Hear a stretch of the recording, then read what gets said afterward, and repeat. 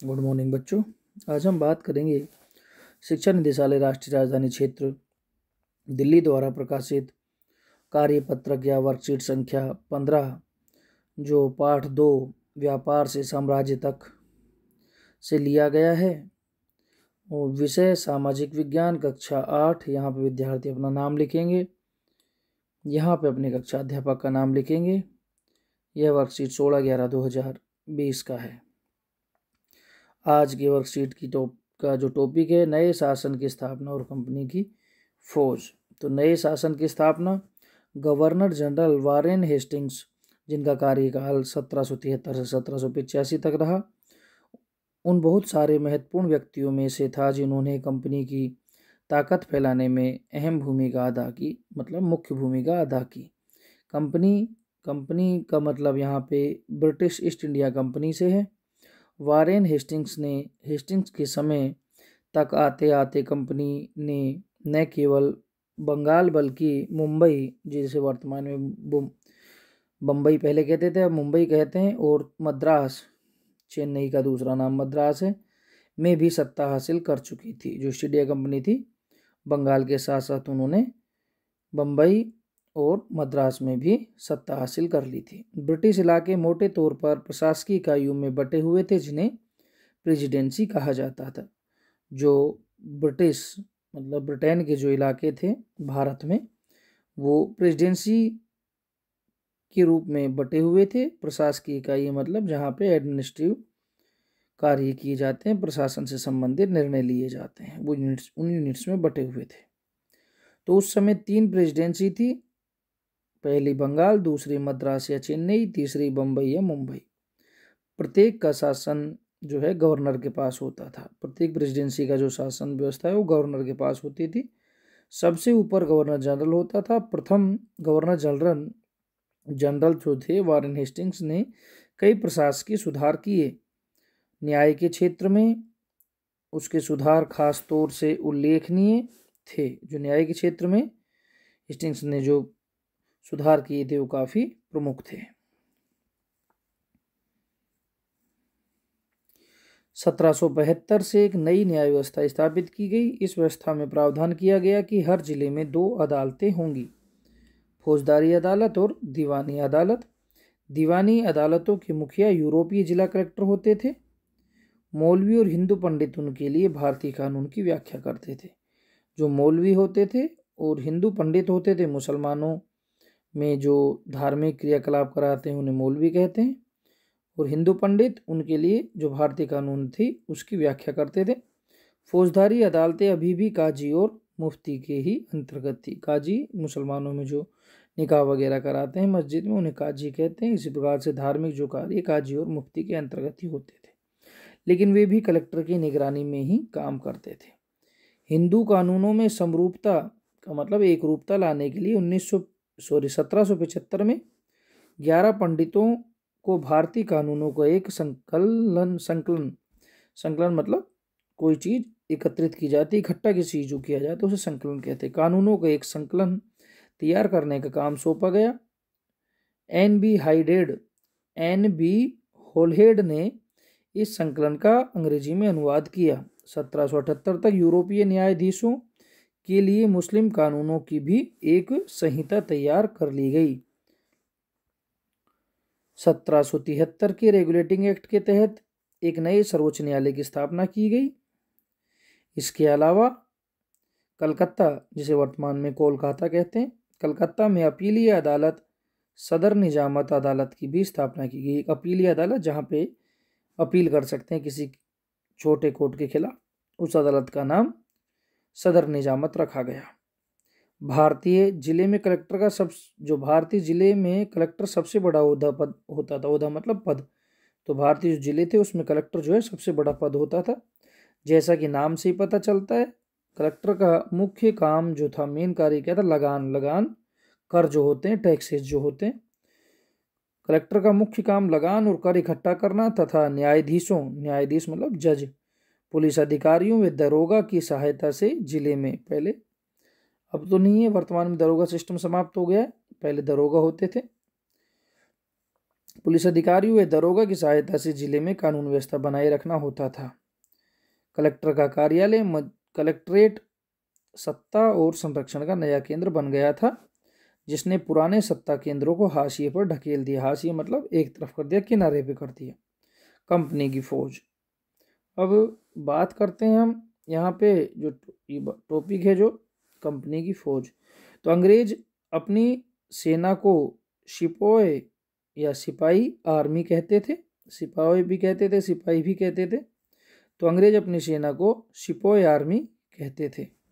जहां मुगल फौज मुख्य रूप से घुड़सवार और पैदल सेना थी, जिन्हें तीरंदाजी और तलवारबाजी का प्रशिक्षण दिया जाता था। प्रशिक्षण मतलब ट्रेनिंग। वहीं ब्रिटिश सेना में सिपाही मास्केड मतलब तोड़ेदार बंदूक जो होती थी पहले पुरानी वाली। ब्रिटिश सेना में सिपाही मॉस्केट और मैचलॉक कहते हैं बारूद को माची से चिंगारी देने वाली बंदूक, मौसलक से लैस होते थे। दोनों फौजों के बीच जो मुख्य अंतर थे वो निम्न थे। मुगल फौज है इधर कंपनी की फौज। तो मुगल फौज में मुख्य रूप से सवार कौन? प्रशिक्षित घुड़सवार जो पूरी तरह से ट्रेंड थे घुड़सवार, और पैदल सैनिक होते थे। कंपनी की जो फौज थी उसमें अधिकतर पैदल सैनिक ही होते थे, उसमें प्रशिक्षित घुड़सवार नहीं थे। मुगल फौज में सवारों का दबदबा था और पैदल सैनिक कम थे। कंपनी की फौज में सवारों की संख्या कम थी और पैदल सैनिक अधिक थे। मुगल फौज में तीरंदाजी और तलवारबाजी से निपुण सेना थी, जबकि कंपनी की फौज में बंदूक चलाने में निपुण सेना थी।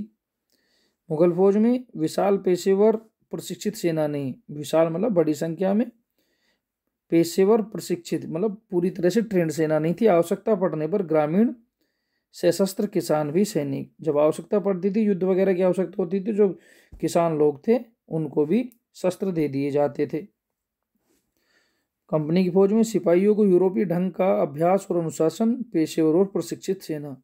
सिपाहियों को यूरोप की सेना के समान अभ्यास कराया जाता था, अनुशासन था और पूरी तरह ट्रेंड और पेशेवर सेना होती थी।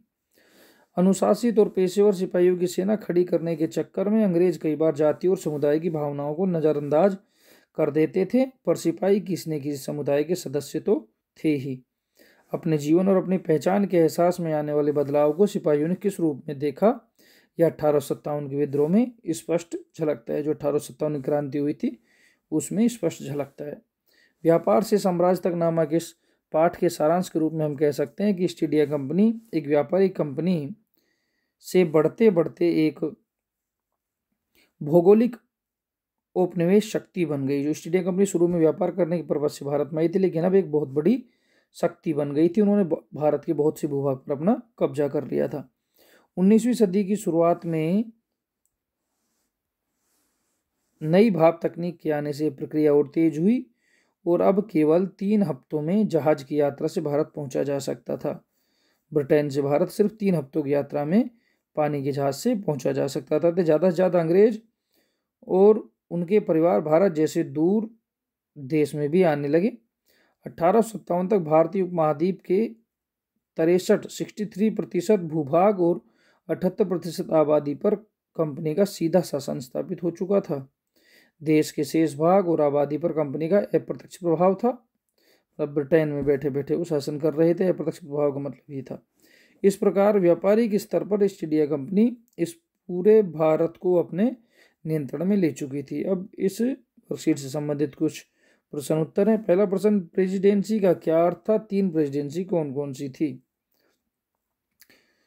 दूसरा प्रश्न, वॉरेन हेस्टिंग्स कौन था? उसने कंपनी की ताकत फैलाने में क्या भूमिका निभाई? तीसरा प्रश्न, वॉरेन हेस्टिंग्स के न्याय के क्षेत्र में कौन से सुधार किए? चौथा प्रश्न, कलेक्टर का क्या काम था?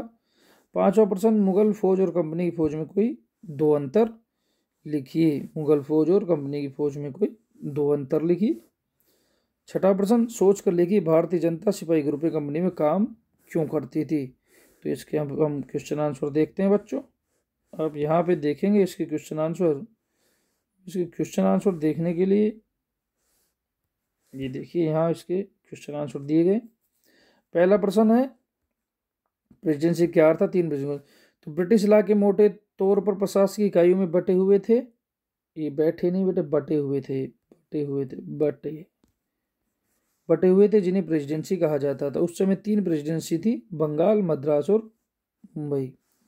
दूसरा प्रश्न, वारेन हेस्टिंग्स कौन था, उसने कंपनी की ताकत फलन क्या भूमिका निभाई?